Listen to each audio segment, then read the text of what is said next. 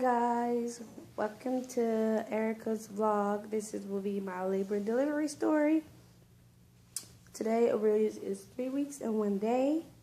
He was born on December 11th at 9:51. He was 21 inches long, 7 pounds and 6 ounces. What's the matter?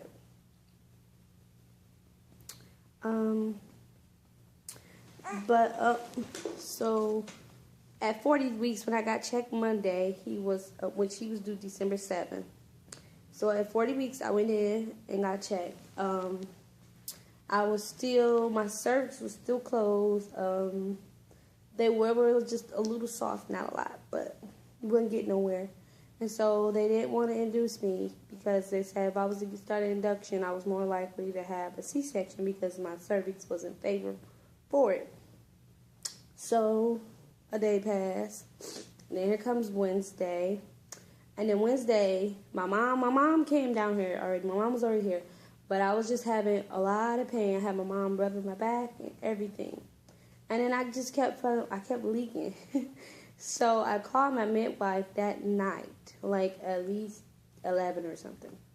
And she wanted me, I told her I was having really bad back pain. She said I was probably in an early stage of labor. So we go, and so she asked me have I had any leakage going on, like any, I told her I was wetting my panties, and I've been doing it for the last 3 hours. So she wanted me to go in and get checked to make sure my water didn't break. And when we got there, of course, my water didn't break. My cervix was way much softer than what they were when we went to the doctor Monday. So they monitored me for a few hours. They was like, yeah, you're having contractions. I was still having, my contractions was on point. And, but after an hour and a half, they let us come home. Because technically we was going to have to be there the next day anyways. So we come home, we eat food, we get ready for tomorrow to get ready to go to the hospital on Thursday. And, that was the 10th. Yeah, the 10th. And so we get ready, we go to the hospital. I'm mad because they didn't tell me I wouldn't be able to eat any food when they started the process. So we got there at 8 o'clock. We were supposed to get there at 6. No, I think we didn't get there at 8. But they started the whole process at 9 though. But so when we got to the hospital, we had to do check-in. We had to wait because the hospital was full. It was a lot of people there, a ton of people there, in the lobbies and everything. She got me hooked up. Of course, I didn't want to wear a gown because the material was so irritating my skin, so I did not wear one. That's all you need to know on that point. And but it was hot. It was in the beginning, they told me I can't have, she gave me pop, Jello, and ice. And that was before midnight, but when midnight came, I was only able to have ice. I was so mad. I wish somebody would have told me that you couldn't eat nothing when you get an induction, because I would have had me a big old feast before I even got there. But so she starts me on this pill, which is to ripen my cervix. So I didn't, even though I was there the night before the induction started the next day, the induction didn't start until 6 a.m. in the morning. But because I told you they said my cervix wasn't favorable for induction yet, so we had to go to this, and I had to get this pill. I got a pinch of it, the first, and then you had to do it every 4 hours. And then I got the next one, but it was a half a pill. It was larger than the first one. And when she came back, when she checked me the first time, she said, oh no, you need the other pill. And she came back and gave me the other pill, and then 4 hours later she checked me again. I was at 1 centimeter. And then she checked me, she started Pitocin. When she came back checking me Pitocin, I was 3. But the lady just kept increasing the Pitocin. And I didn't have an epidural yet, so I did not have an epidural yet. And And I did not sleep yet. I was not sleeping. I don't know why. I was just up. And plus, I was waiting on my husband to get there because Sean had to work. So I was waiting on him to get there. When he got there, he was asleep. My mom was asleep. I'm still up. So I was asking him, like, first I was like, do you want anything to go to sleep? I was like, no. Why would I want to go to sleep? You know, I'm like, I'm supposed to be able to go to sleep on my own. And I'm like, maybe the baby go to sleep. I go to sleep. And then we're going to slow down the progress. And then I told myself a few hours later, like, I was like, I haven't been to sleep yet. And the lady was like, what? My nurse was like, what? I said, no, I haven't been to sleep. I said, can I have anything to go to sleep? She was like, tell me to get some sleep before I have to actually, like, start the hard work. She's like, yeah. So I was cool with that. And then I had got something. The next time I got something, which was the same thing. It was just like a sleeping pill. It was for the pain. But my midwife told me not to get it anymore because it will, like, really slow me down.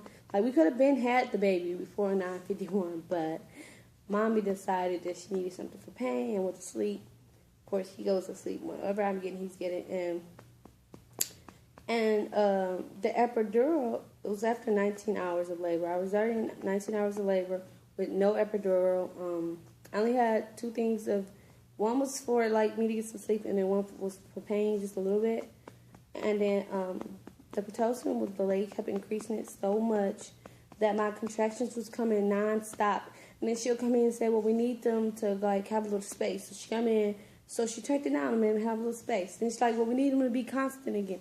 So she just kept playing with the Pitocin until it got to the point where the Pitocin was making my contractions come, like, there was no break in between them. And that's when I got to the crying point. I'm like, I was like, can you check me?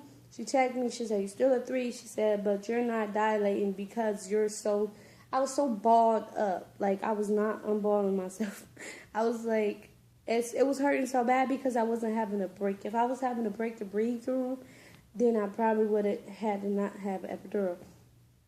But I was like, I just wanted to make sure he would come. And I knew I had already been in labor long enough. And if I labored the same way and didn't dilate anymore, then it was going to lead to a C-section. And I didn't want that. So I asked my midwife if I got the epidural, would it help me relax and dilate? And she was like, sure it will. It will help you do that. So I was like, well, I said, how much longer would I have to labor like this and I still be at 3 centimeters? And you guys tell me that I have to get a C-section. And she's like, well, you only got a few more hours. So I didn't want to have a C-section. So I made, to myself and for him, a smart choice to just go on and get the epidural. Even though epidural was my worst fear, because my fear was that I would have a lot of back pain afterwards. I didn't want nobody by my back, but I didn't want a C-section. So a C-section was worse than having an epidural and having a back pain. So I just made the choice to do that. Right after I got the epidural, I was so, like, my husband was like, I was a whole nother person. But an hour later, was like at 4. I was at a 4. And then, of course, after I got the epidural, there were some problems. My heart rate, my blood pressure was high. And so they tried to, like, get me to turn on certain sides. I said, I'm laying on my right side. Laying on my right side, the baby's not, he's never happy. He's never happy when I, just at home laying on that side.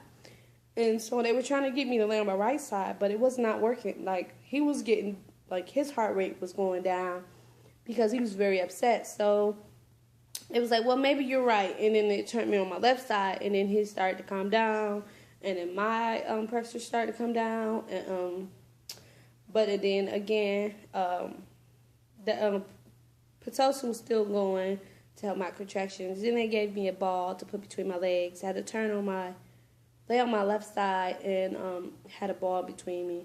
But the lady came in, and then my nurse just came in and turned the Pitocin off for a while because she's like, she wanted me to just have my contractions on their own without the Pitocin keeping them coming so fast. And plus, they had to get the baby happy because if his heart rate was to keep dropping, of course, he would have had to have a C-section. But we got that under control. And then I really think they came back like 2 hours later. When she came in, she was like, before she left, she was like, well, when I come back, you should be at least 8 centimeters. And when she came back, she was like, oh, baby is right there. And so I was just like, so it's time. I had got my phone, was like, it's time to push y'all. Posted on Facebook. And I was like, it was so crazy because labor was nothing that I thought it would be. Like, the epidural was not as bad, but it was bad after labor. But he was just, I was like, I couldn't even feel when to push. I didn't know when I was having my contractions. So they actually turned my epidural off. But I still didn't know when I was having contractions. I just like, when they said like, you ready to push? And then I was so numb or whatever that I was just like smiling and laughing. And the doctor wound up, because I had a midwife, but the doctor came in. And the whole time he was down, I didn't even know he was down there, but he was turning the baby, even though he was head down, he was turning him around. And I didn't even feel him doing any of that, like nothing. I didn't feel none of that, but he turned him around so he can come faster than us having to push for an hour or more. But I didn't even go over an hour when pushing him out. And if I would have knew when I was having contractions, I think he would have came sooner. I would have been pushing way less than an hour.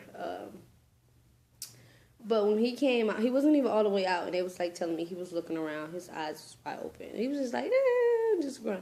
And next thing you know, he was out. He was here, 9:51, and I didn't have to be like, I didn't have to have an incision done or anything. And the reason I had to have a stitch done is because I was bleeding. That's it. She told me like, I did really good. And what made it so great, I had a really great midwife. I wish I could have her as my OB, because she make sure everything. She was there. Like, you know, sometimes you only see your doctors like a few times before you about to actually push the baby out. But my midwife was there. She was coming there. She left. She went back. Of course, her office was across the street.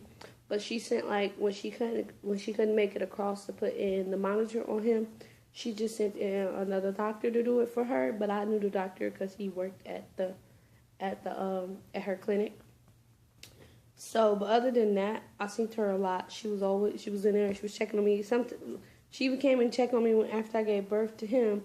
But my nurse had told her I had just went to sleep because I was like, my after labor was the problem. Like, my back was killing me. Like, nothing else was hurt. Not down there. None of that was hurting. It was just my back was killing me. And then the nurse, it was just, it's a labor to remember, but it was not like a terrible labor. But it was 25 hours of labor, so that was on time. And then everything, I did good until, like, because we stayed in the hospital for 2 days. And the day was ready to go home. I just got dizzy. I couldn't hold him. Like, I almost like felt like I was about to drop him. And so I called my nurse to tell her that I was really lightheaded and very tired. So she checked my blood levels, and my blood levels had dropped like crazy. I mean, dropped to the point where you almost need like a blood transfusion. And I was so scared. So it was like, so I got some food in my system, and then I felt okay again. But then it all hit me again. This is before I knew my levels was low. And so I told my nurse again. So my nurse told my midwife what was wrong. And then that is when they came and said, like, we want you to try to walk around the shower. But I couldn't get out the bed unless I had my nurse, because my nurse was afraid that I would fall, hurt myself, or hit my head. So I couldn't get out the bed, or I couldn't take a shower or use it until she came in the room and did it with me. But after that, they said, okay. But then they checked my levels again. My levels were still really low. So we waited till the Dr. Butler came in and said if I couldn't walk around and be by myself without nobody holding my hand or anything, then we would have to go and I would need a blood transfusion. And the crazy thing is because Noel had ordered my nurse to give me, my midwife had ordered my nurse to give me an IV, another IV. They had already, because when my doctor came in that morning, my first nurse came in that morning, she was like, what can I do? I said, you can take this IV out of my arm, right? If I knew anything would have happened, I would have had her keep that IV in my arm. But I wanted it out because it was bruising my arm. So I had my nurse take that out, and then, so my other nurse came in and said, well, Noel ordered me to get IV plus, and this was be a larger IV because also if I needed a blood transfusion, she said if my blood levels were still so low, I would need a blood transfusion. So my nurse phone was just ringing right when she's about to give me the IV for the blood transfusion. And it wound up being Noel calling and saying, wait, don't do it. Wait until Dr. Butler come in. I want Dr. Butler to see what he have to say.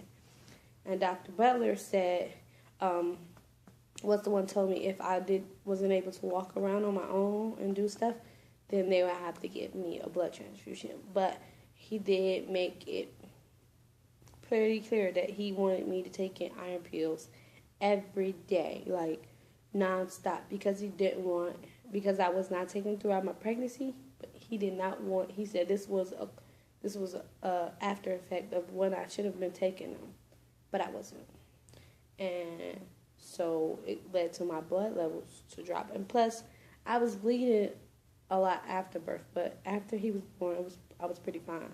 I was good. So, but that is my birth story. We got to go home with a baby. My blood levels was up.